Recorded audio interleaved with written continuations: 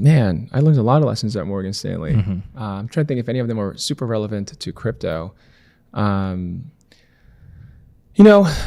number one lesson I was told was don't F up.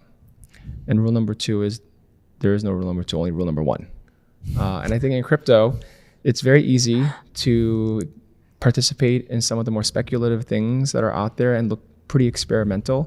And I think I try to be a little bit more conservative in being able to access some of those new opportunities where we do have lots of exogenous risk factors there in even brands of protocols that you would think were fairly blue chip.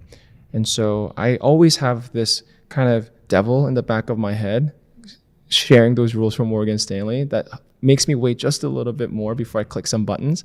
And that's why I think maybe at some point I'm a Bitcoin maxi too.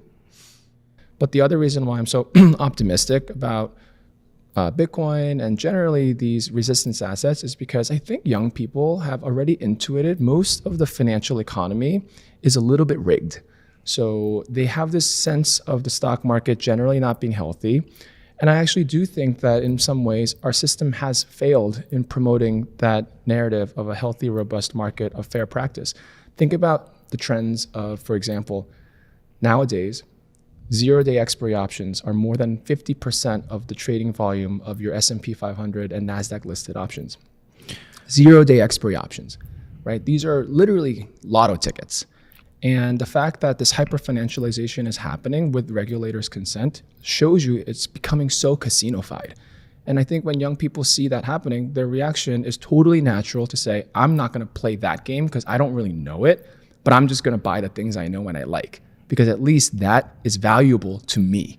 And other young people say that is valuable. I think my personal opinion is that right now we're living in a Bitcoin or bust world. Everyone really likes Bitcoin and altcoins are suffering at some level, finding some conviction.